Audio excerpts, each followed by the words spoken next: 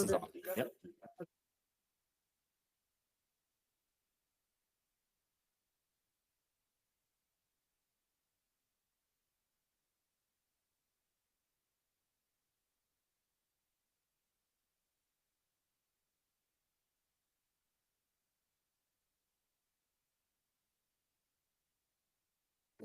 Morning time. Hey, Jessica.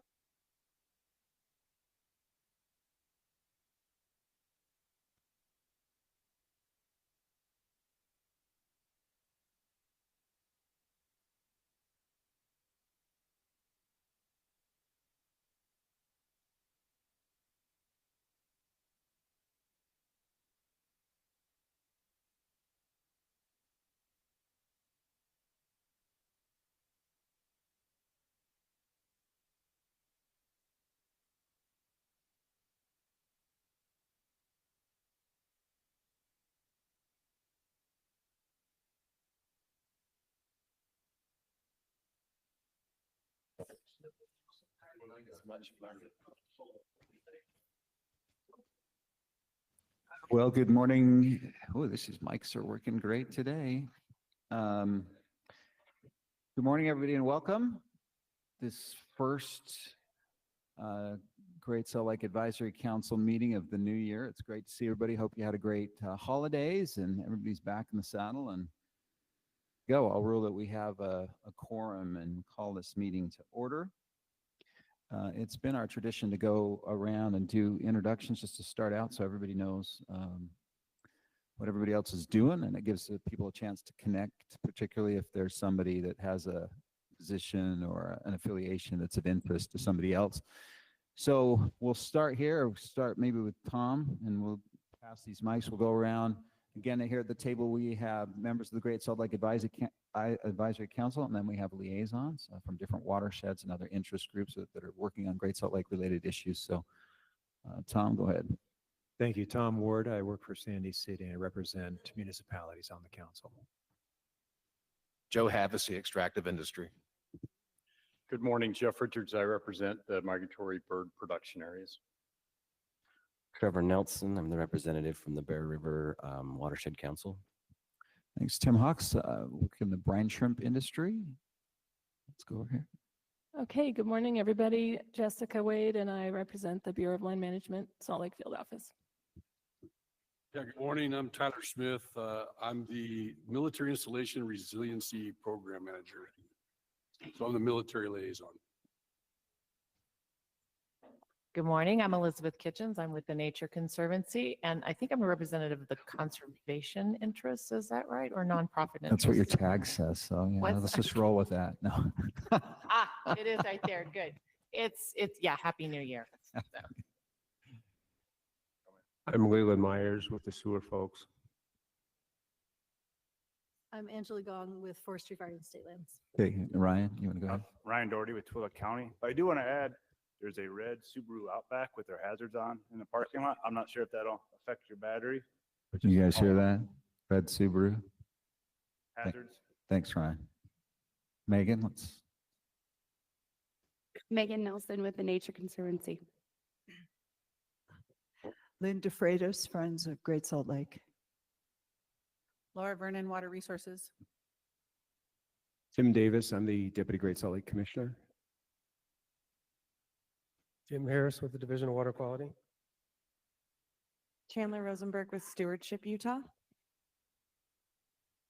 Jan Streifel, League of Women Voters. Monica Hoyt, Carollo Engineers. Dan Strauch, Utah Audubon. Lily Wetterlin, SWCA Environmental Consultants. Ryan Rowland, U.S. Geological Survey. Christine Rumsey, U.S. Geological Survey. Sharon Nichols, HDR. Steve Morey, Waterleaf Resources. Jamie Barnes, Forestry, Fire and State Lands. Eric Stuckey with State Lands. Ben Starman, also with Forestry, Fire and State Lands.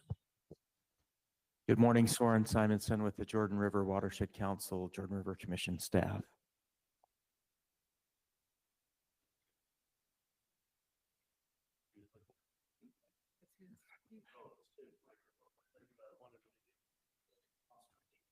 No, I do want to give it to the awesome IT folks.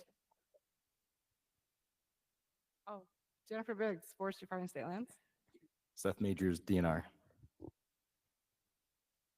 And thanks to Seth and Jen, who always do such great work helping out with the AV, and Jim Harris for the notes. Really appreciate that. I wanted to, many of you know, so Forestry, Fire and State Lands provides staff support for the Great Salt Lake Advisory Council, and Marissa Weinberg did that position for many years, did terrific work helping out with Great Salt Lake Advisory Council in addition to everything else she was doing. Marissa took a job with the Sentinel Landscape program, and she's replaced by Angela Gong, who's here. And I wanted Angela to just take a few minutes to give us a little bit of a sense of her background, but it's great to have her on board. She's already right in the saddle and rolling. So thanks, Angela. If you could just take a few minutes, I'd appreciate it. Yeah, I am so excited to be here. My undergrad is in environmental science and my master's is in public policy, but I've actually been a math middle school teacher and a middle school science teacher for a long time. So a lot of the aspects of this job are new, but it's been such a thrill to be here. I've been here for about 7 weeks. So if you ask me tough questions, I'll say, that's a great question. Let me write that down. But I'm so grateful for the work that people have been doing for years to enhance the Great Salt Lake, and so happy to be here. Thanks, Angela. And I wanted to, we haven't really figured out a great way to do the online introductions, but I want to acknowledge those folks that are joining us online. Increasingly, we have a large number, almost as many people joining online as are here in person, but Commissioner Lee Perry, it's good to see he's a council member. I saw Ben Abbott, who's a liaison for the Utah Lake Watershed, and I'm sure there's more. So welcome. I see a lot of state agency folks. It's great to have you with us today. So one of the things we've done the last few meetings is to have the different liaisons that we've sort of tried grafting into the Great Salt Lake Advisory Council, various Watershed Council members, or just sort of key players in various issues. Kind of have a couple of the liaisons do a little bit of a deeper dive in terms of introducing their perspective and what they represent. And we have two that have agreed to talk today. Heidi, where's Heidi? Heidi, are you on? Heidi, you must be online. Yeah, So we have, online. yeah, we've got Heidi online, and then we've got Tyler, who's here in person. So Heidi, we'll turn it over to you to just introduce again the perspective and the Watershed Council that you represent. Take it away.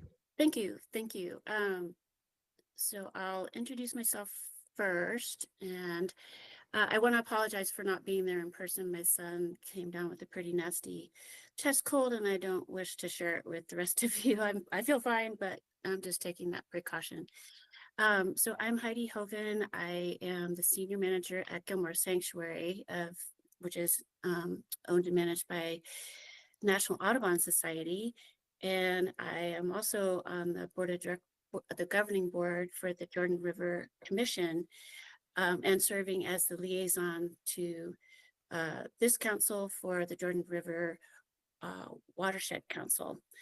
Over the years, I've had the great opportunity to partner with various members of the Jordan River Commission, and one of which is Soren Simonson, who's there in the room today, the executive director of Jordan River Commission. And I'll just give you a little background on the commission because it explains why the Watershed Council is tied closely with that. So the Jordan River Commission was created in 2010 by an interlocal cooperation agreement with the purpose of implementing the Blueprint Jordan River to serve as a technical resource to local communities and to provide a forum for coordination of planning, restoration, and responsible development along the Jordan River corridor. This body has grown over the years, particularly within the last 2 years that I've been involved. And so I'll mention that one of the other members, who is an ex officio member, Eric McCulley, a project coordinator of the Utah Reclamation Mitigation and Conservation Commission, is also serving as the chair of the Jordan River Watershed. The members of the commission include state, county, municipal, transportation, water districts, and sewer districts.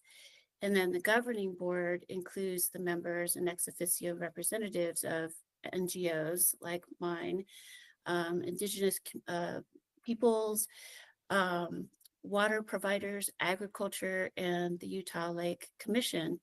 And as such, the Jordan River Commission is well positioned through its structure and representation to house the Jordan River Watershed Council now and into the future. The Jordan River subbasin is located mostly within Salt Lake County, among the more heavily populated regions of our state.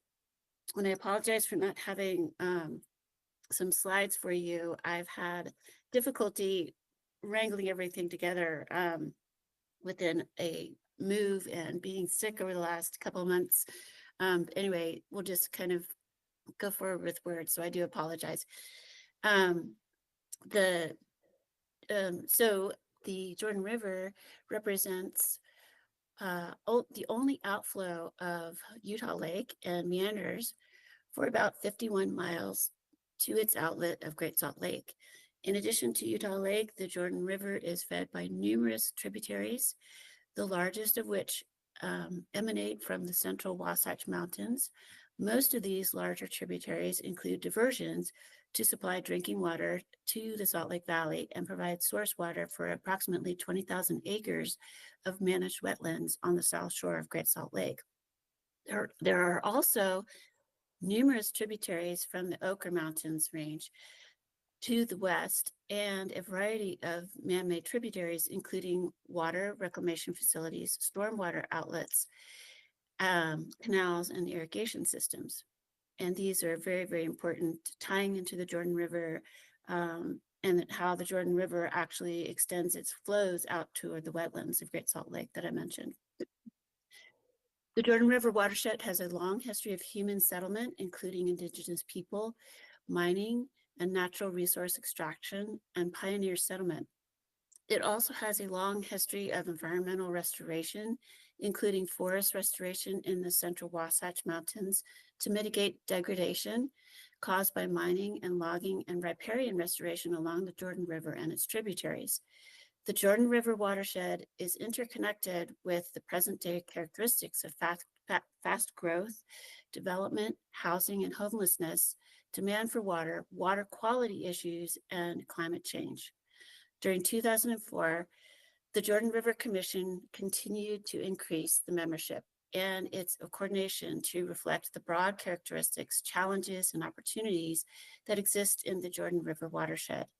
This includes agricultural, indigenous, and water supplier interests, along with the broad state and local government and NGO communities.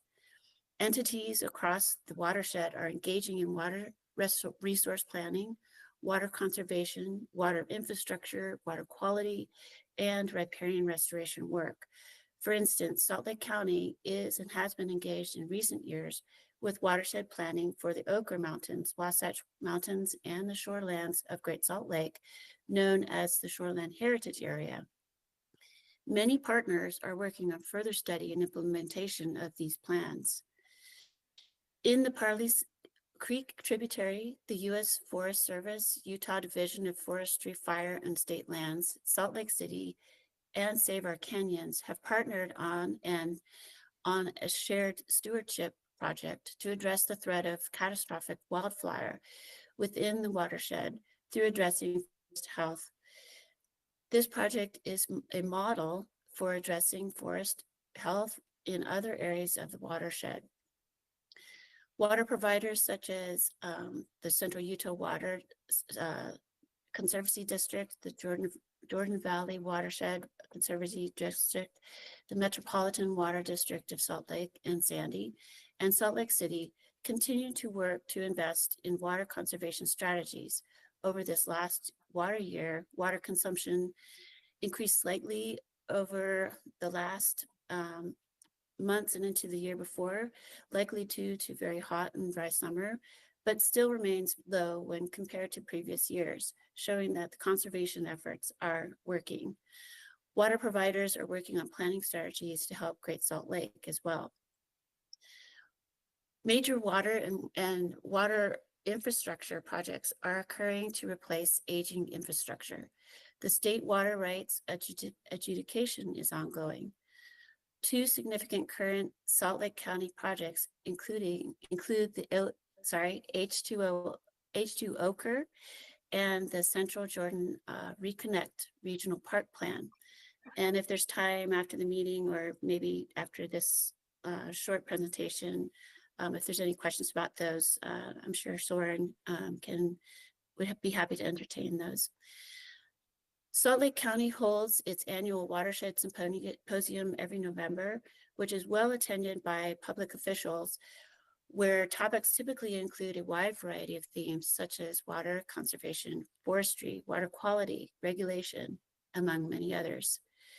The Jordan River Commission continues to be a model in implementation of riparian restoration through its major partnership with West Jordan City and Audubon Rockies, which is a regional office of National Audubon that I belong to, where we have recently been awarded a $5 million National Fish and Wildlife Foundation America the Beautiful Challenge grant, which is entitled Revitalizing Utah's Jordan River, Community-Driven Riparian and Wetland Restoration. This is a collaboration among several agencies and organizations to expand community-led restoration and education along the Jordan River. This project will restore and revitalize the Jordan River through 4 primary activities: a major 22-acre floodplain restoration at an area known as the Big Bend in the city of West Jordan, native riparian species restoration and invasive species management along the river corridor led by Jordan River Commission, and also supported heavily by Forestry Fire and State Lands. Wet restoration along the south shore of Great Salt Lake at Gilmore Sanctuary and its adjoining neighbors, which we refer to as the Jordan River Delta, led by Audubon Rockies, and community science and engagement through the Utah State University Water Quality Extension Program and community-based groups. The project elements aim to improve the health and functionality of the Jordan River while also providing key ecosystem services to the lake metro area. The Jordan River Watershed Council continues to engage commitment from stakeholders and members to improve water quality, infrastructure, habitat and flow control, and volume, all of which benefits the conveyance of water to Great Salt Lake. And I just want to make the last couple points that often Utah Lake, Jordan River, Great Salt Lake are considered and focused on as individual units or components of the watershed, where really it's one. We have the Utah Lake flowing into Great Salt Lake via the Jordan River corridor and all the tributaries draining into that. So this watershed is critically important as providing a ecological connection and conduit through its hydrological connectivity. And we really look at it as a whole system. And into the future, one of the main problems that has been many of these members of the commission and the Watershed Council are wrangling with is the inconsistent flows that really don't serve the best interest of ecological components of this watershed. And so in the future, it'd be really important to consider how these flows can be better managed with an ecological and also recreation component in mind. The Jordan River Commission and Watershed Council are actively seeking out better mapping of stormwater flows into the river so that we can better understand the river's health and water quality issues, and overall management of the floodplain through the Blueprint Jordan River is constantly the blueprint to be followed in terms of improving the overall watershed by focusing on how various riparian projects can be worked upon, and a lot of that will be funded from the ATBC grant that I mentioned. So that's all in a nutshell. There's much more, but there's representatives in the room and here that we can, please feel free to reach out and contact me after the meeting for more discussion. Or as I said, Soren's there in the room. Thank you. Thanks, Heidi. Appreciate that introduction. Interesting to note that Great Salt Lake Advisory Council and the Jordan River Commission, same origin date, 2010. So it's kind of interesting. Any burning questions for Heidi? Great overview there of the work of the Watershed Council and the Jordan River Commission. Okay, thanks, Heidi. Feel better soon. And thanks for being sensitive there. Let's turn it over to Tyler Smith. Most of you probably know, but there's really extensive military presence facilities in and around Great Salt Lake. So the military is an important player in discussions about Great Salt Lake, and we're fortunate to have Tyler here to talk about that perspective that he represents in his role. So we'll turn it over to you, Tyler. Okay, thank you. Yeah, I appreciate this committee's decision to involve the military, asking me to be a liaison. So I work for the Department of Veterans and Military Affairs, and so I occupied a brand new position about a year and a half ago. They just created it.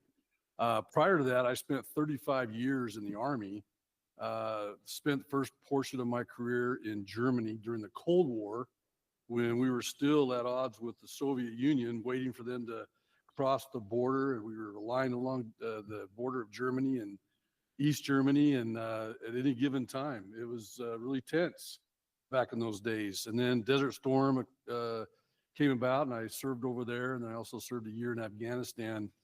So I've gained a great appreciation for the value of tough, realistic training.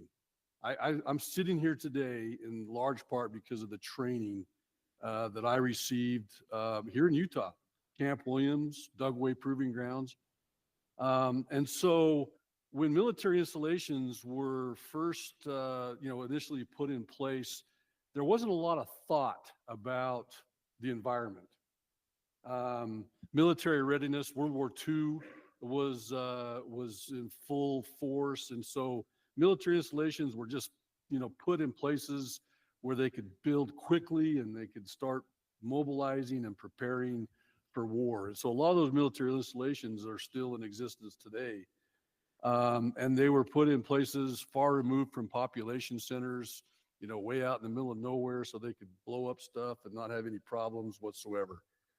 So fast forward a few decades, 9/11 happened, and Congress, in their brilliance, realized that, hey, we're not building any more military installations. We have what we have, and so we've got to protect what we have. So they passed legislation that gave positive authority to use appropriated funds to do some work around military installations to create somewhat of a buffer against incompatible development, so that a lot of the cities were starting to spread out and people were starting to develop areas away from population centers. And of course, around military bases, there's all this great developable land and a lot of great wildlife habitat. And all of a sudden they started tearing down trees and tilling the earth and digging holes and making foundations and building things, which often created some conflict, some friction between military operations and community development. So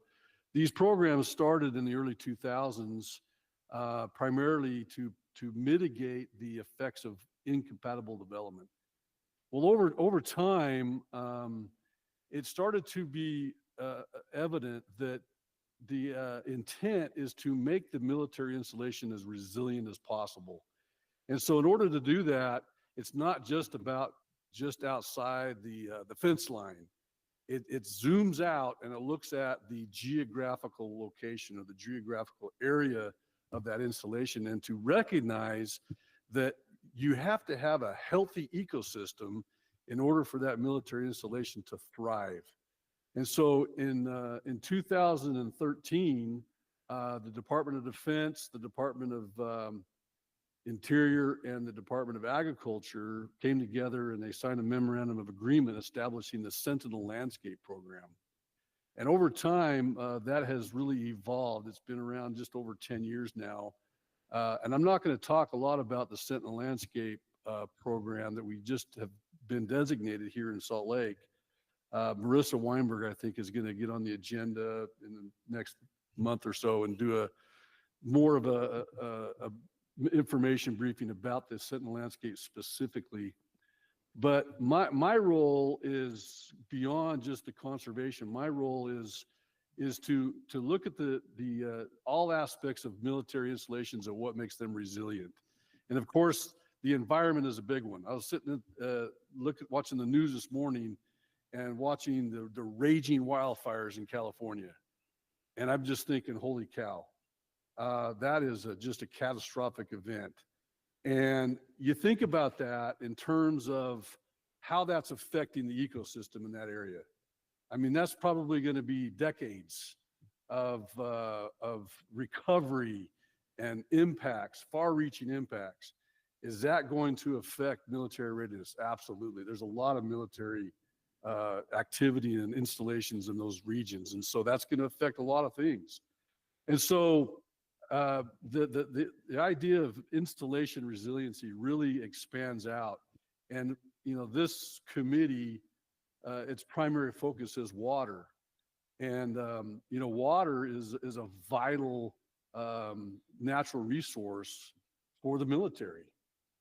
We look at Hill Air Force Base, and Hill Air Force Base is a very strategic installation in our nation's arsenal, in a large part because of the mission and because of the Utah Test and Training Range that it utilizes out west of here, which is the largest contiguous restricted airspace in the nation. Very significant. And so it's really important to have a resilient installation at Hill because, you know, you look and see what's going on in the world right now.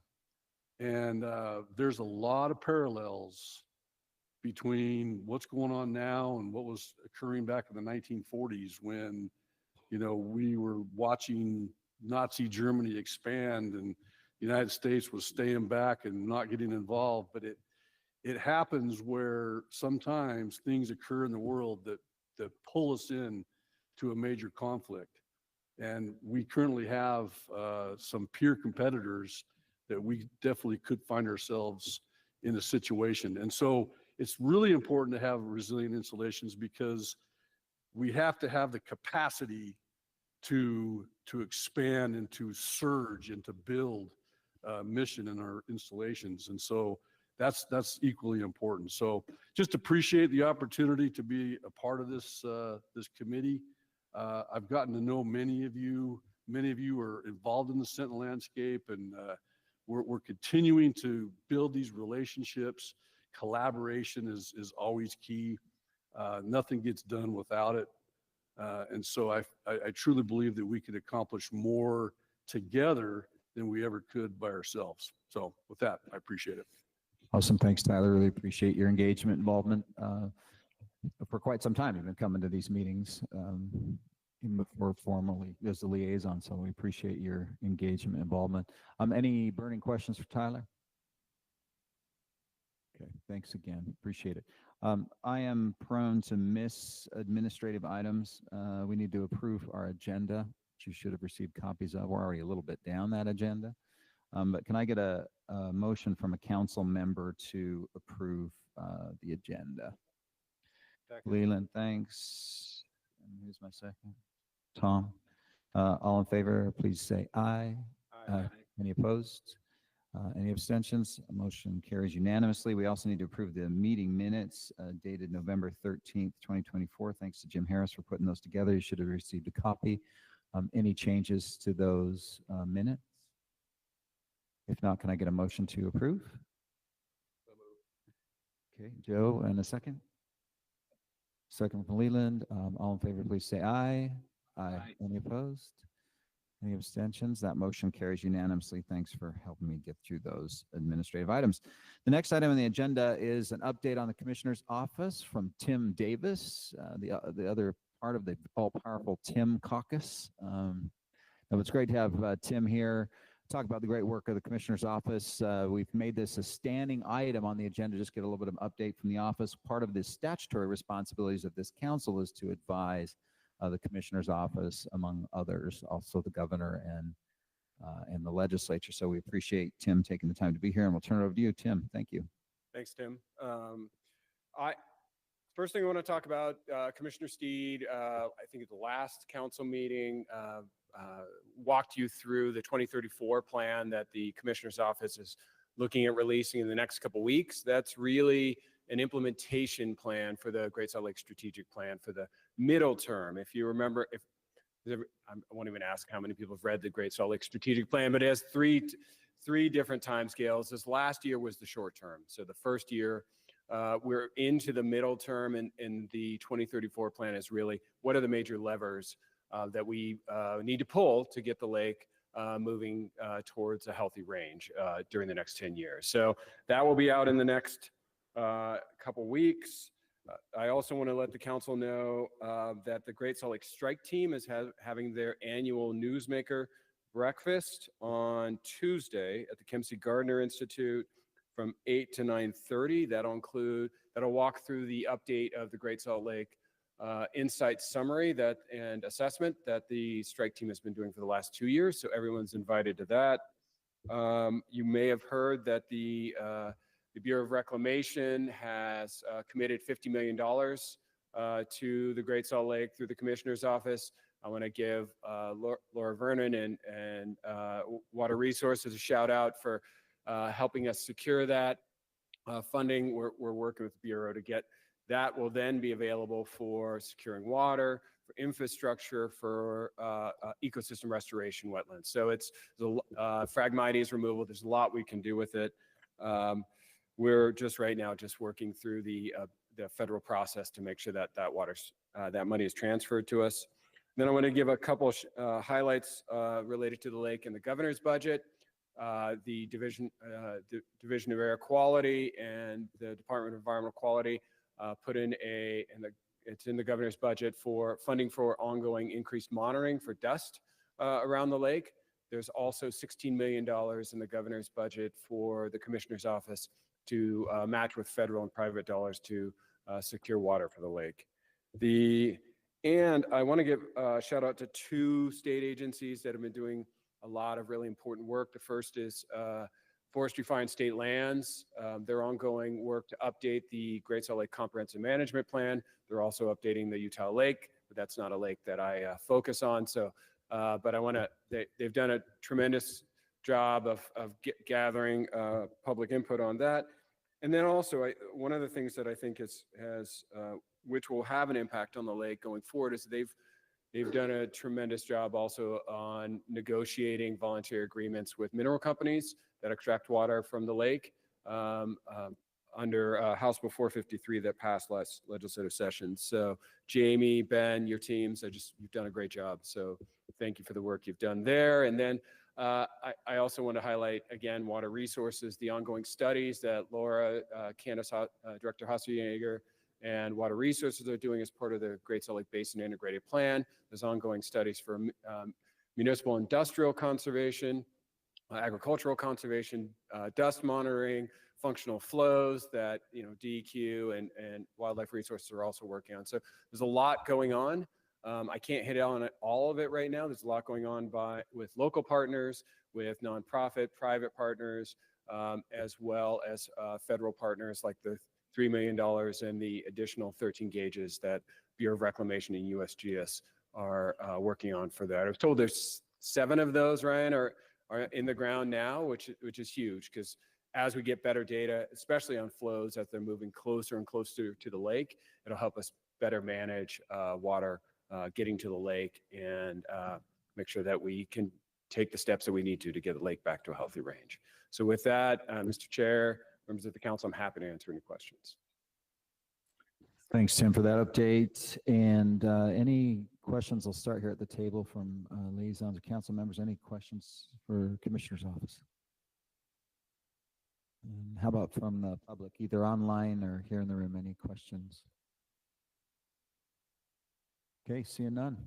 Thanks, Tim. Appreciate you being here. Thank you. Happy New Year. Happy New Year. You know, it's interesting, and it's not coincidental. I think it was introduced before, but 2034 obviously is a significant date that they've tied the plan to.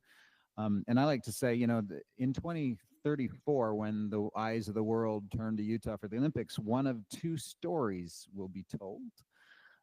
One is either going to be a spectacular failure, the latest in a long string of ecological disasters, or it's going to be this amazing story about people coming together to solve a really tough problem. And I appreciate all of you being here because we're part of that effort to try to tell that positive success story and have that be the story in 2034. And that's coincidentally, not coincidentally, why the Commissioner's Office picked that date, really to have a plan that stages to that. So thanks, Tim. Appreciate all your good work. Okay, the next item on the agenda is we're going to turn it over to Leland, who's been doing some good work with also some volunteers from this group to talk about update to some studies that have been done. We'll turn the time over to you, Leland. Thank you. Thank you. So we asked for volunteers and we got some. And we met to discuss putting together a request for proposals for an assessment of potential costs of declining water levels of the Great Salt Lake. So this is an update to the 2019 study. There have been a lot of studies that have come out in the last few years that talk about the impacts, and those need to be updated into this document. There was some discussion at the last council meeting to try and expand the role of this study. However, unfortunately, there's just not enough money to do more than update the prior study and then bring in all of the new information that's been generated by other parties. And so the intent of the study is to update the 2019 assessment of potential costs of declining water levels in the Great Salt Lake, incorporating new studies. An example would be yesterday, if you listen to the news, there was a report of a study talking about agriculture and the water conservation that's going to be needed out of the agriculture community. That study came out. It's in pre-publication format right now. But that report, for instance, talked about the cost impact that's going to be necessary to compensate agriculture for reduced water usage or for changing crops. And it pegs a number of 100 to 400 million as a rough range on an annual basis. And so there are a number of studies like this that bring into consideration both costs that are associated with, for instance, health impacts if the lake declines and we get more dust versus costs associated with finding a way to get more water to the lake. All of those need to be brought onto the playing field so that policymakers can decide which way to push policy in order to keep the lake viable. And so we've asked the study, we put together a proposal, it's on the board right now. If you go down to the second page at the top, right there, there's a list of items that we want to incorporate, and at the bottom it talks about other economic costs or issues appropriate for the assessment. So what we're asking the contractor is to go out and find all that is available that has been put together and either published or reported on. And then finally, what we're asking them also to do is tell us in their opinion, and this will be somewhat of an opinion statement, what the reliability of the numbers are. So how much credibility can we give to those numbers? There's been a lot of numbers that have been thrown out about what's going to happen, both negative impacts as well as positive problems. and we need to know the reliability of those numbers. So the intent is to get a contractor together to do this work. They're going to be required to issue a proposal. We'll review that proposal and we'll give them the work and then tell them they have to be done by June 30th and billed by June 30th because that's when our money expires. So we're telling them also that the total maximum allowable is $45,000 because that's what we have. If you would like a copy of this proposal, all you need to do is find Angela's email address if it's available to you and ask her for it, and she can send it to you. Are there any questions on it or any suggestions? Thanks for that overview, Leland. Questions for Leland from any quarter online here in the room? Okay, we already sort of blessed this. Tim? Council, yeah. Tom, go ahead. I remember sitting in as Leland and the team was describing kind of the purpose of this. And in my mind, what you described covers the breadth. But one sentence that stuck out to me was assuring that we have good data for good decisions. You know, and we're talking hundreds of millions, if not billions of dollars to solve this. And so we don't want any dollar that goes to something that's not moving that needle. This will help us get there. And I think you also mentioned that there are others that are questioning the science. And so we want to make sure we fill those gaps so that there's no doubt when you come in for an ask. Thanks, Tom. Trevor, do you have something? Right. And again, confirming what you're saying, it's an example, again, is this recent study that came out yesterday or the day before that was published in the newspaper talking about the agricultural cost. They need to go back in and say, are those numbers realistic? Do they reflect fairly what is going to be necessary to reimburse farmers if we ask them to give up to water and let fields go fallow? Trevor? I appreciate the sentiment that's been brought up here today. Although I haven't had a chance to go through that noted study myself, I have had some individuals contact me who are subject matter experts that do have some concerns about that existing study. So I'm glad to hear there's support for making sure that we vet and kind of peel out some of the things that, you know, no one does a perfect study. I completely understand that. But as we kind of glean into the best information, that certainly is very helpful for all involved, and really look forward to seeing what comes out of this. Thanks, Trevor. Joe, do you have something? As part of the process, Tim, will we have an opportunity to review the proposal and decide to execute from there? Will the council have that, or is this just this is the go?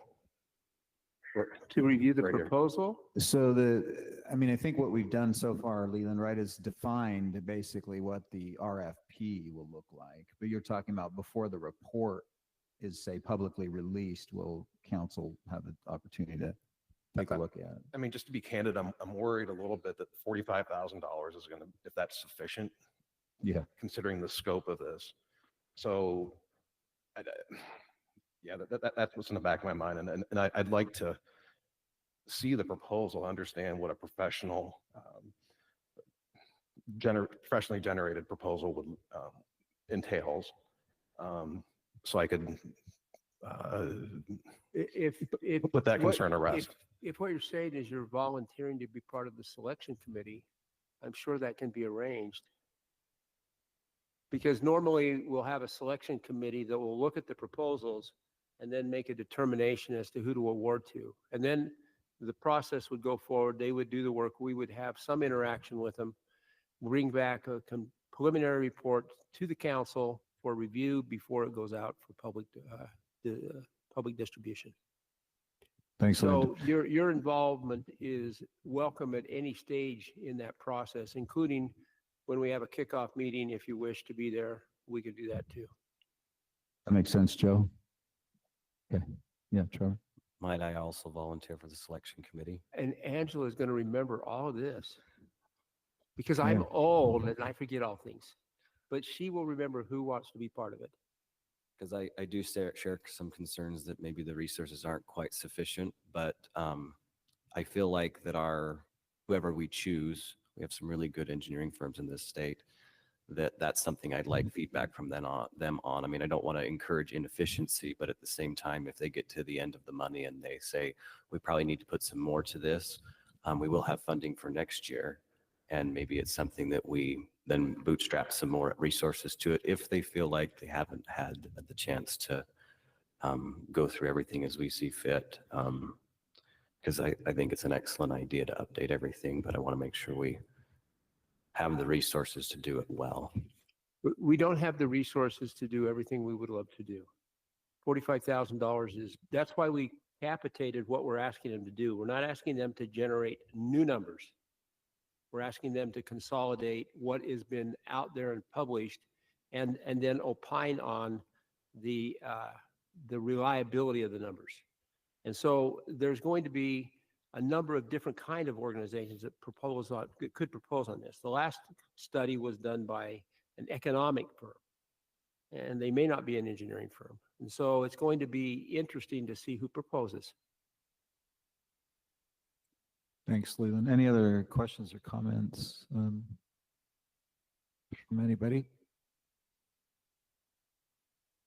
Okay, do you think, Leland, do we need additional action, or we're sort of, I think we're on the glide We path? approved the work, so we're going to go forward with the solicitation. It will go out very soon, right? And then we'll have probably a Ben question would be how many weeks do you want to put it out before we get back?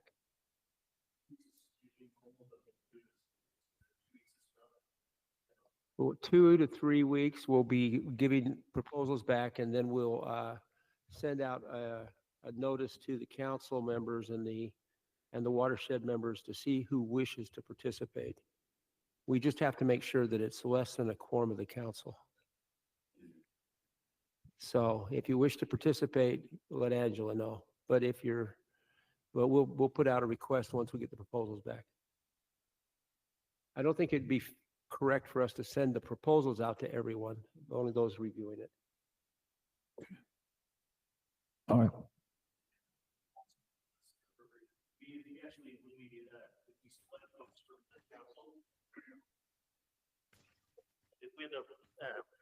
If we end up selecting folks from the council to participate in the ranking, there's a procurement process where you'll have to cut your wrist and sign on the dotted line with your blood that you won't tell anybody what's in the proposals or leak that out. So it does have to be held close to your chest on that. So we'll, whoever wants to volunteer, you'll just have to agree to keep that between you, and then you can participate in selecting that contractor.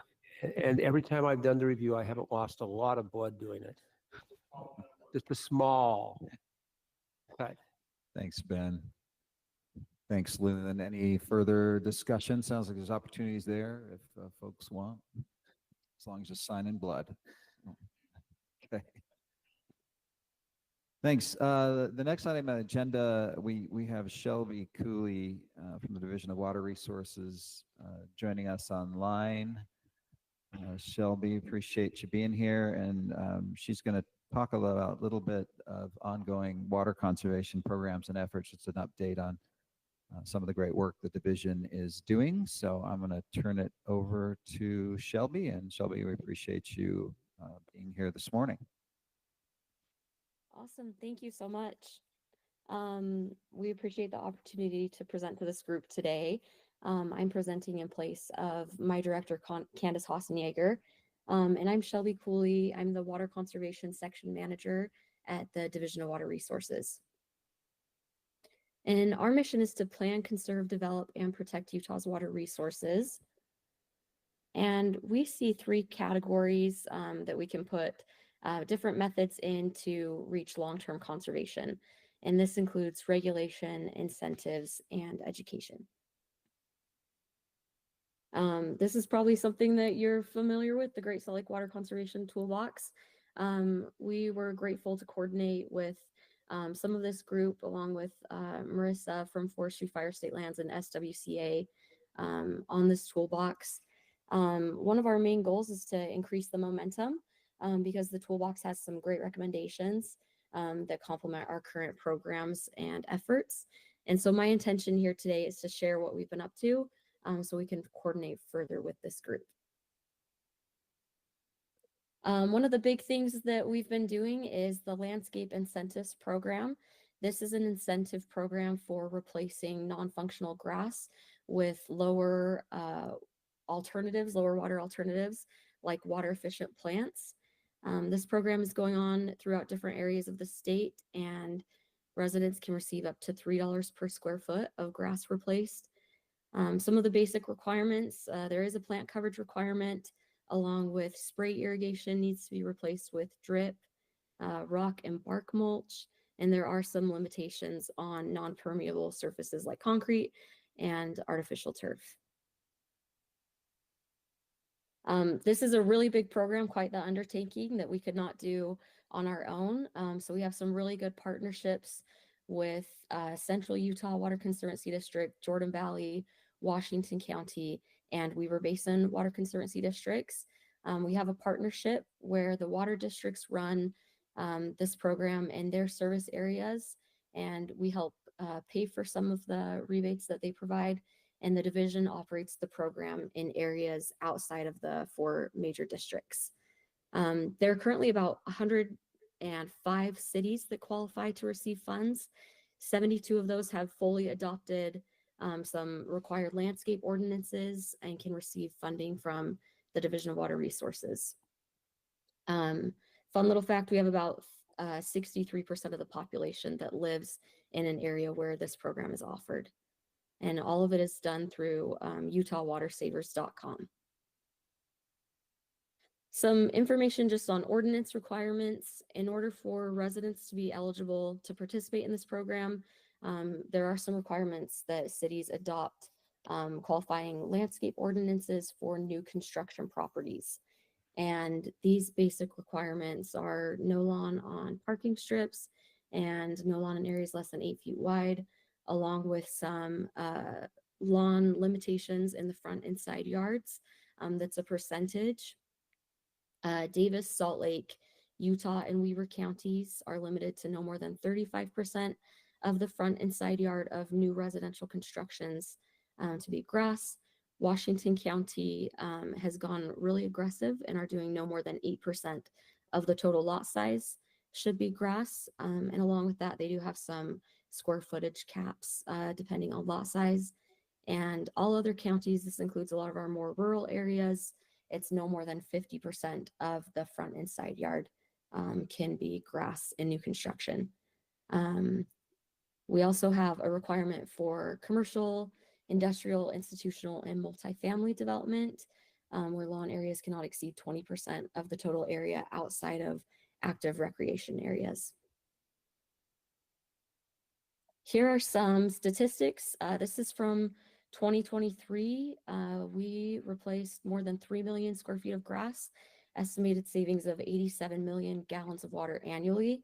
And we're still working on the 2024 numbers, but we're on track to be right around 3 million square feet or more also replaced last year. All right, the next program I'm going to cover is integrating water and land planning in the general plan. There were 2 bills that were passed in 2022 and 2023 that requires a water use and preservation element for some municipalities and county general plans. These additions are required by December 31st of this year, and SB 76 in 2023 also added that the municipalities and counties that need to meet this requirement also have an added impact to the Great Salt Lake when they're looking at water and land use. Here's a little diagram just showing what the Planning Commission shall do. There are some top headers on here to address, consult, consider, review, and recommend.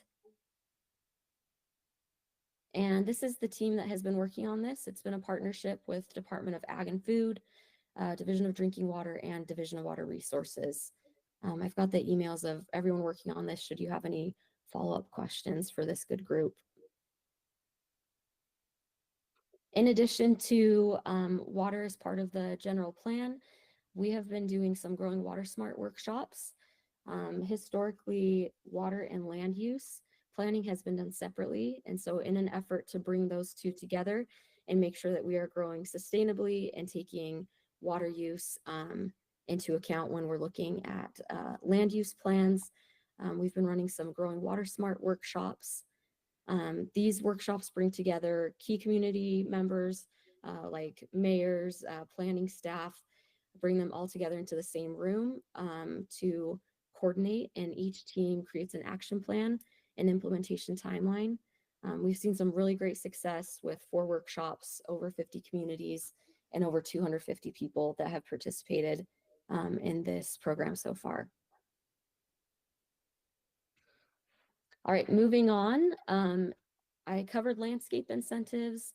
When looking at replacing grass, it's important to be replacing it with lower water use plants that are beautiful, that can thrive in our environment. So our team came up with a water-wise plant list, and this is incorporated with the USDA hardiness zones and is on our website, water.utah.gov. You can plug in your zip code and search the plants in your area that will do well based on your unique climate. Here's an example of some of those.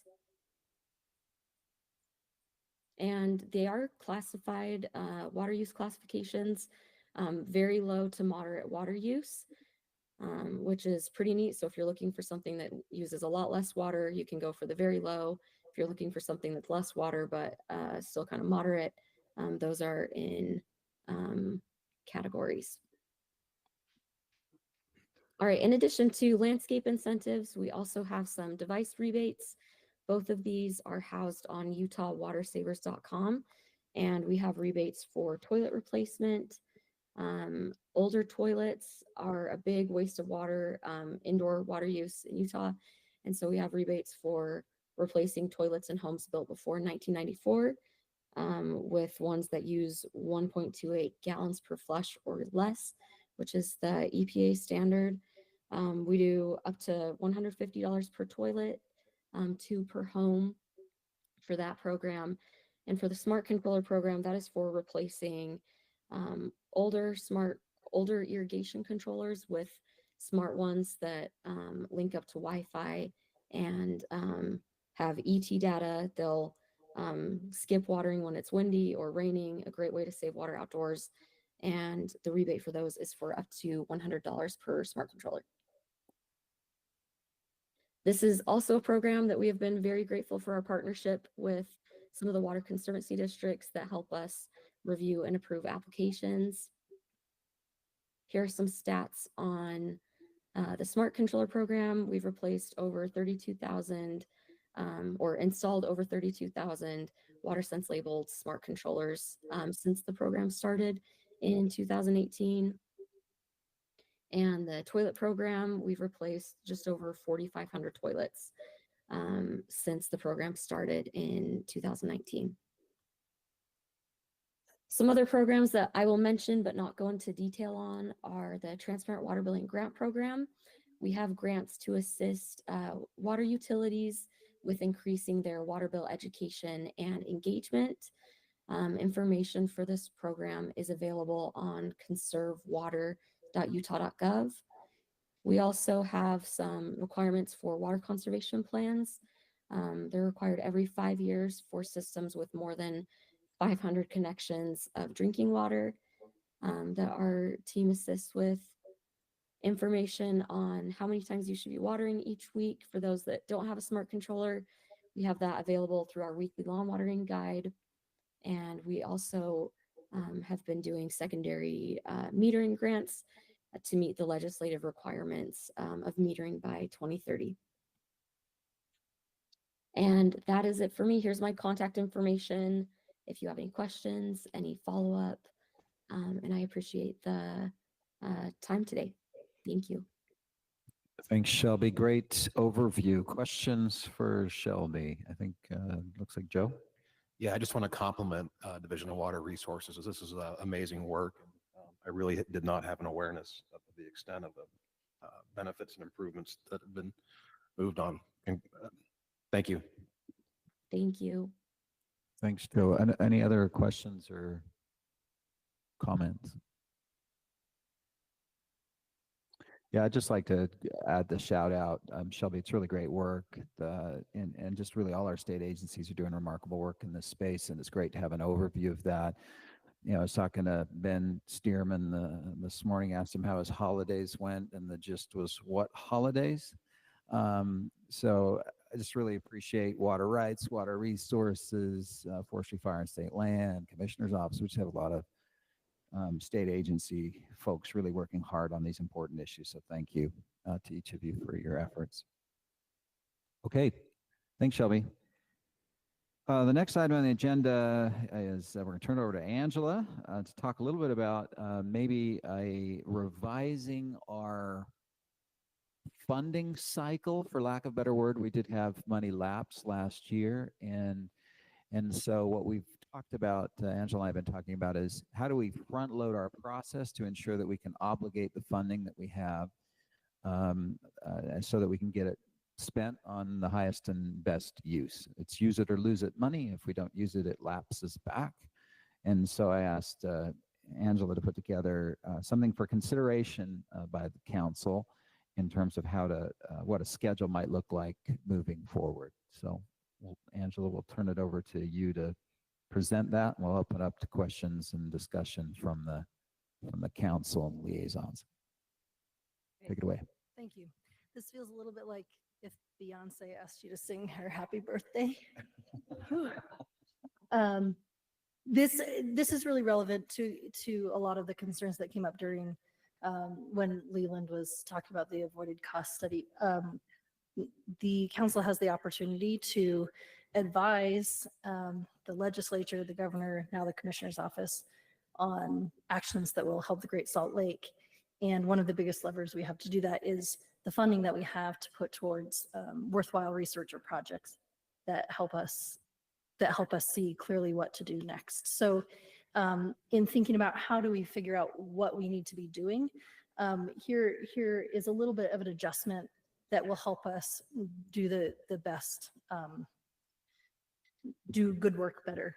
So the purpose of this is just to look at, I've got two different timelines. They're pretty similar in content, but they're offset a little bit.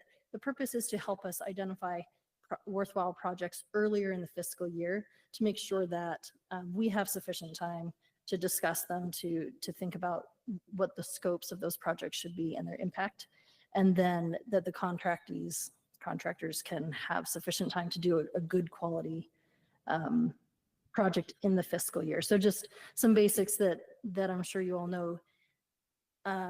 The council has $125,000 to spend each fiscal year. The fiscal year runs from July 1st to June 30th of the next year. So we just started 2025, but as we're looking at these, we're thinking about fiscal year 2026. So the two timelines are very similar. What you can see is I've got the dates for the meeting, so January, March, May, and what the council should be thinking about doing during those timeframes. So here's a little bit more aggressive timeline, especially for us next year, if we're trying to shift a little bit how the patterns from the past. So starting right now, think about compiling possible project topics that we think will be the highest impact and that we really care about getting done in the next fiscal year. Starting in March, discussing and possibly deciding on yes, these are the project topics that we want to approach. And then in May, looking at scopes of work and finalizing those so that then Forestry, Fire, and State Lands can take those, do the solicitation process, and then by July 1st, contractors can get going on their projects. Then through the rest of the year, we'd keep track of where those projects are, and then starting at the end of the year, this is cyclical, come back and approach the new calendar year with some sense of where we might want to begin going for fiscal year 2027. Here's the second timeline. You can see the content's quite similar. It's a little bit less aggressive, where instead of trying to finalize things by this May, the council would have a couple more months and finalize things in July. And we're trying to balance two things. One is giving the council sufficient time to say we've identified high impact projects that we really care about, but also making sure that the contractors that we eventually contract with have sufficient time to do a high quality project and have most or all of the fiscal year to finish their work. So questions, comments, concerns, if I can't answer it, I'll pass them off. Leland. Yeah. One of the things that we don't show up there that maybe ought to be there is a coordination. Back, let's see, 15 years ago, when we first started, we were sort of like lone voices in the wilderness. And there wasn't a lot of impetus on research relative to Great Salt Lake, particularly related to either water conservation or impacts that have occurred as a result of that. Our original studies that were when we had no money and they were funded by Nature Conservancy were the ones that have been talked about the most, which is the economic impact and the benefit the lake derives. And then secondly, we did the study looking at what the actual condition of the lake is now.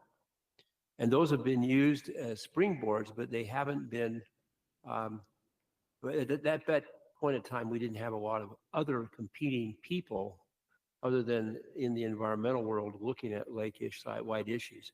So I think that right now that's been a real dramatic change. That's one of the reasons for this update of the economic studies, because there are so many others looking at the lake. And so somewhere in there, we need to be able to coordinate with others who are doing research relative to the lake, so we're not just overlapping.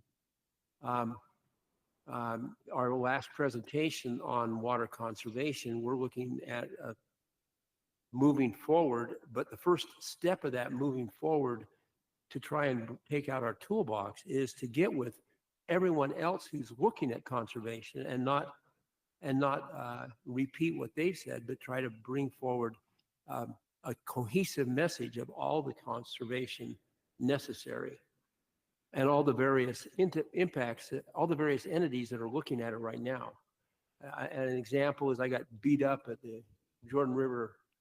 We went and gave a presentation on conservation, and I got beat up by a citywide conservation officer who said, but what about the trees if you take out all the park strips? Because I made the brazen comment that every park strip ought to be gone within 1 year.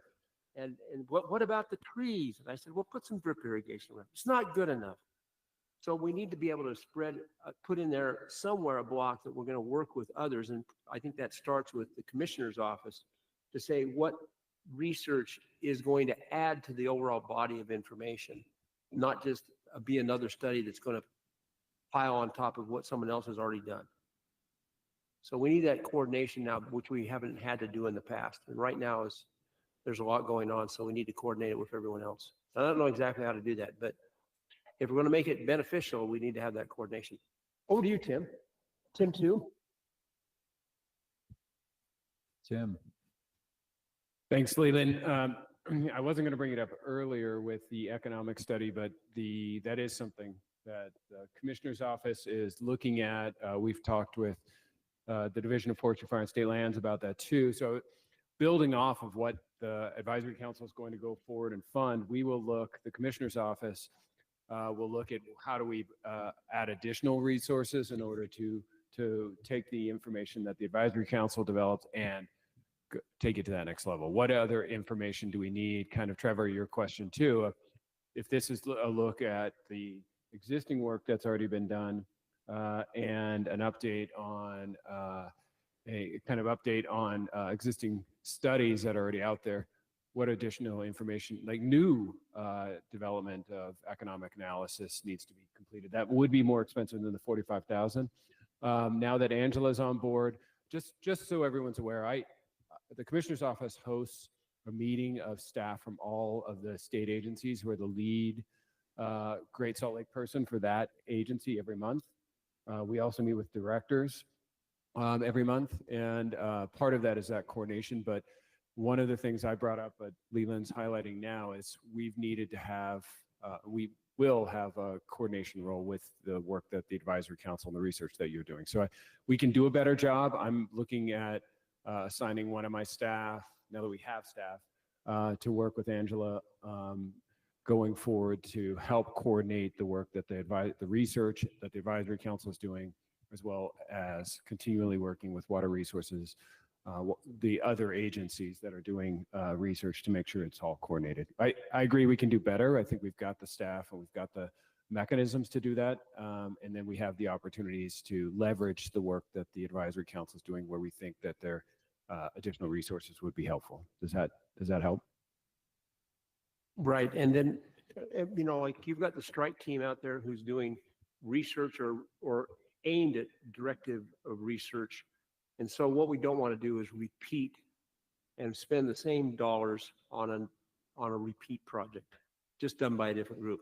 And worse yet, when they come up with different conclusions, who's right? Ben, you had a comment? I did want to also just mention that we do have the tech team, the Great Salt Lake tech team that meets 4 times per year and also administers the Great Salt Lake Hot Topic grants. I think that's a place where we also kind of act as a clearinghouse to be able to review research, find those information gaps, and then be able to address research topics for the next fiscal year. This timeline works out really well with the tech team research grants. And historically, we've been able to, the advisory council has picked up some of those grants that didn't really fit well with the hot topic grants, or perhaps couldn't be funded, or maybe it had a different spin to it with the Great Salt Lake Advisory Council adding what they were after on that. So I think there's a whole lot of ability for us to collaborate. And I think one place where we could improve is to be able to create a forum or something where folks can fill out those research ideas and be able to share that with the advisory council and show what has not been funded.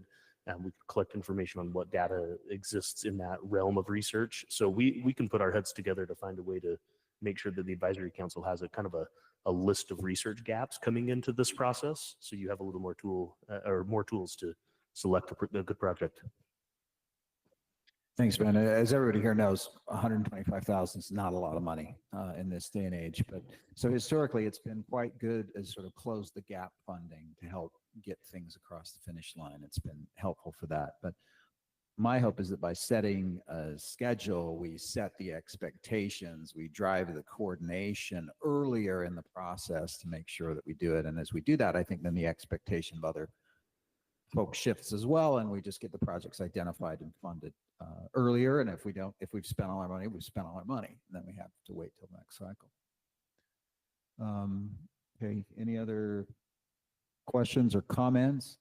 Tim, if I can add one more thing, because that's also what Ben said. And I do think having this schedule will allow us to then plug in early and be able to align what the tech team's doing, what the commissioner's office doing, what water resource. There's a lot of work going on, making sure that we know when you're going to be making those decisions, and we can help make sure that they're coordinated. Any reactions to these different timelines? So one is they're similar, and we think both of them are designed to get us in a better posture. But any reactions to the one that's slightly more aggressive versus the one that's slightly less aggressive? The one sort of gives us into the July timeframe to be making final decisions. The other one's really having those decisions made in roughly May. That's kind of the principal difference. Any reaction to that? Anybody that's weighed in here, Leland? I prefer timeline one only because if we make a decision by May, then you can get contracting done by July or August. And so I think it's important that we have our scope defined by May so that it can go forward. So I prefer the more aggressive timeline myself. Yeah. Any other reactions from members? Timeline one, I would prefer. Yeah. Let's move forward. Hey, Tim, can you hear me? This is Ben Abbott. Yeah, Ben, we can hear you. Go ahead. Yeah, I agree with Leland, especially if we're thinking about some of the participants being on academic calendars, then that summer period is key. So as early as possible, knowing that you've got funding, that's going to lead to higher quality products for the same amount of investment, in my opinion. Thanks, Ben. One of the things that Ben brings up, which is important to notify, is that in the past, very few of our studies, other than the fill-in studies that we've helped fund, have been on the ground studies. That's why we haven't had a real major conflict with the tech team, because the tech team is doing a lot of projects that are detailed research in the lake. We haven't done that in the past, but that may be what we need to fill in with in order to increase the body of knowledge about the lake. And so that's where this coordination, so that if work is going to be done, it can be done during the summer timeframe, is important. Thanks, Leland. Trevor, did you have something else? So under the first options presented, when would the decision to which project we'd move forward on, when would that happen? Would that happen at the March meeting or would that happen at the May meeting? Well, it's a good question. Yeah, Angela, what would you say to that? I mean, I know we're sort of general here, but I think what I didn't detail on here, because I was trying to keep the graphic simple, is sort of the between meeting work that would need to happen. So I think on this timeline between January and March, people who have specific ideas would need to be talking with Tim, talking with me or Ben, to say, here's an idea that I have. I think it's a gap. Let's do the footwork to make sure that it's not duplicative. And in March, on this timeline, I think we would want to say, here's some ideas. They've already been vetted for, being unique or being helpful, and having some kind of list. And then similar to how we did with the avoided cost study, to have small groups or subcommittees work on scopes of work, and keep the whole council apprised of what's happening between meetings, but doing a lot of that work between meetings so that in May, people have seen the ideas and the scopes of work are completed. So I think the idea is that there's a lot of footwork happening between these 2-hour sessions every other month that make it so that what people are seeing, first of all, isn't a surprise, but also that it's high quality, and this is a chance for people to discuss it, but people might have had a chance to look at what's being proposed or see the list of ideas before. That's how I imagine it works. Tim or Ben, any input on that? yeah. I mean, I just point out that with either of these more aggressive timelines, obviously we're obviously in this year will be more of a transition year, 2025, because we're already a little bit behind. But the goal is we want to push it forward. Here we are, 6 months before the end of the fiscal year, right? And we haven't fully obligated our money, and we're just defining it. So we're really trying to accelerate that. But I mean, your point's well taken, Angela, that there's going to have to be, for these time frames to work, there's going to have to be a lot of interstitial between these steps, kind of legwork, just to get everything ready so that we're ready in May to sort of finalize, approve the suite, whatever we want to do. Leland? To be quite honest, what you're going to do, in my opinion, is you're going to talk about in January what if people have ideas, put them on the table. But by March, you're going to have a list of ideas that people have put on the table and say, are any of those just categorically not of interest? And if they are, they go off the table. And then the proposers are probably going to have to put together a scope of work and a preliminary RFP for consideration by the May meeting. And so that's what, because that's going to be done by somebody who's going to be interested in that project being something going forward. So it's like with the tech team, they get projects that are submitted by researchers. That's not been where we've been at in the past. We sort of develop the scope and then we go out and say, who wants to do this? So because we're in a transition, I'm assuming by next meeting, if people have ideas about projects, they ought to be bringing them to the meeting. And then between then and May, they ought to be putting together proposals if they really have a project. And during that period of time, we can coordinate with the commissioner's office and see whether or not there are projects that they believe need to be funded, and we can bring those back at the same time. But, it hasn't been the overwhelming amount of studies we've been proposed. Sometimes it's the lack of overwhelming number of studies that are the problem. And this, Leland, and moving forward, it may be a hybrid, right? Whether it's applied research or, again, sort of what are the pieces of the puzzle. It is interesting because there are just so many more actors, so many more resources being deployed. Whereas before it was like, boy, what are the big narratives that have to be told? And now it's more a question of, filling in or supporting or refining, right? Okay. But I think we don't want to surprise people and say, quick, think about this and make a decision. We've got 10 minutes on the agenda for this. I think the goal would be to inform people leading up to the meeting, say we've carved out agenda time to talk about this. if you have background research or knowledge or know somebody who is an expert on this or know someone who's already working in that space, then that's something that you can either, that between the meetings, we can be talking about in some way or bringing that to the meeting, already knowing how things might be connecting.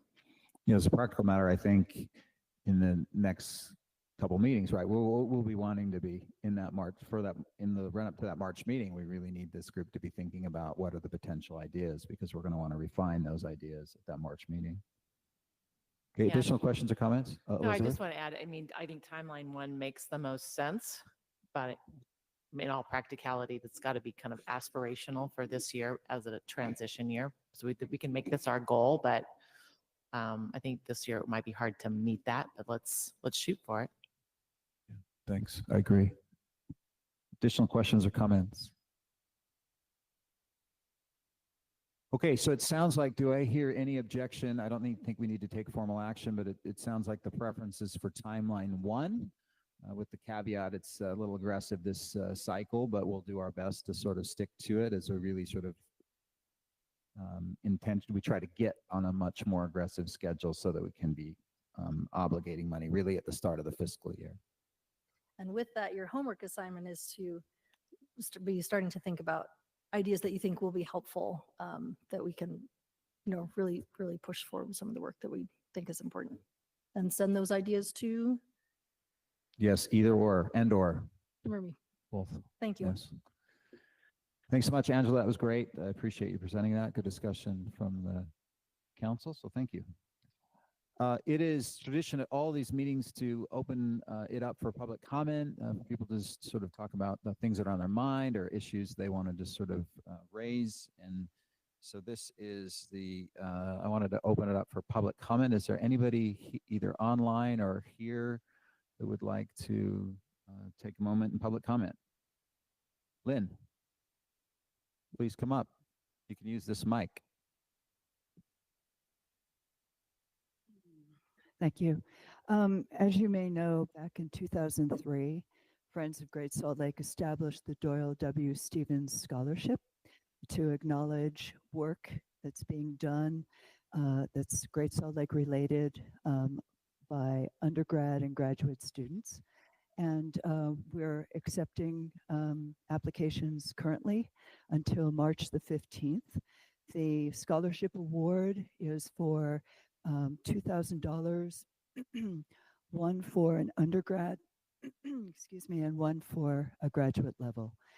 So please help spread the word, and there'll be a program in May to recognize the recipients and also to share the work of prior recipients at that May meeting. Thank you.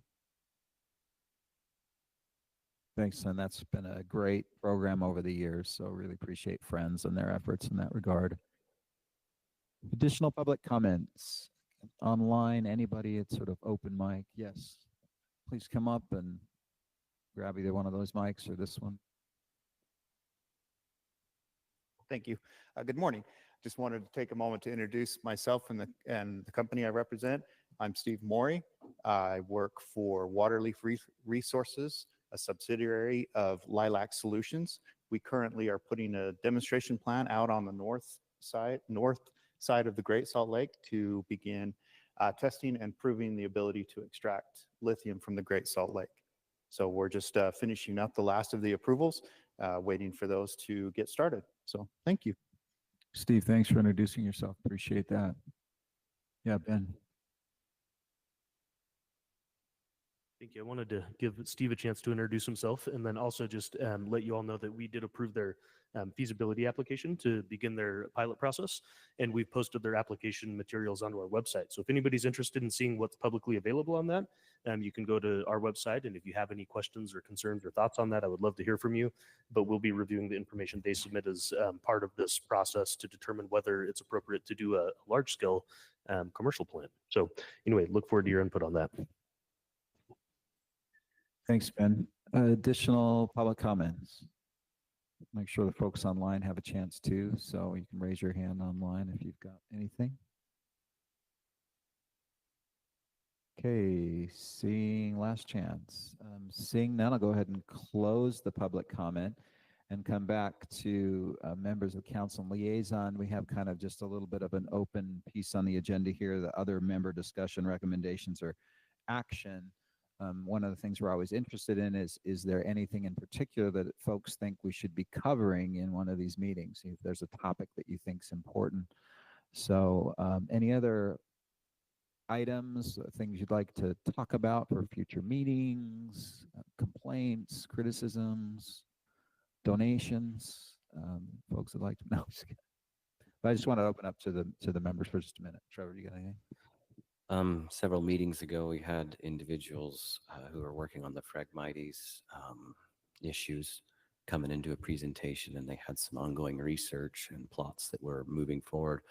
That doesn't necessarily need to be next meeting, but maybe reaching out to those folks and seeing when they might have some additional results from what they've been doing. I know agriculturalists are very interested in seeing the best way to deal with Phragmites on the private lands, and we're interested in seeing some more information about that. Great suggestion, Trevor. Thanks. We'll make note of that. I think it's probably a timely follow-up on that. Hey, Tim, and Additional I change? add to that, you've got a fantastic example of Phragmite control and what it's done right here. Maybe you could involve even a sort of field trip out there, maybe after a regular meeting, so people can see it firsthand. That's a great suggestion, Jeff. Be easy to do, just for the coalition of the willing folks that want to stick around and take a look at some of that stuff. I know there's a lot of innovation and different things that have been tried, so I'm sure we've learned a lot. Other suggestions or items, folks? Lynn? Oh, it looks like we have a couple here. We're past public comment, but it's okay. Maybe it's a little bit too early to be suggesting this, but I would like to know a lot more about the lithium extraction and, the process and all of that, the possible ramifications. So, Yeah, it'd be an interesting. Appreciate that suggestion. Maybe talk about maybe have a presentation on lithium. Lynn? There is a lot going on in the counties surrounding Great Salt Lake that relates to project areas of the inland port. I think it would be interesting to hear how things are being reconciled in terms of impacts to wetlands and playas and things like that in the course of development decisions that those counties are making, just for additional insight. Okay, thanks, Lynn. Good suggestion. Yeah, Jeff? I think it'd be helpful to have kind of a brief summary on what's going on with the legislature, maybe at our next session, and what bills have passed probably by then that might affect the Great Salt Lake. Thanks. We'll try to wrangle Representative Snyder to come. He came last year. We might be able to get him again. Thanks. It's a great suggestion. Any additional? Okay, thanks for that discussion. Just a reminder, our next meeting is March 12th, scheduled for here, same bat time, same bat channel. With that, I don't see any other items of business. Can I get a motion to adjourn? Leland, in a second. Jeff, all in favor, say aye. Aye. Thanks everybody for your participation. We are adjourned. Have a great day.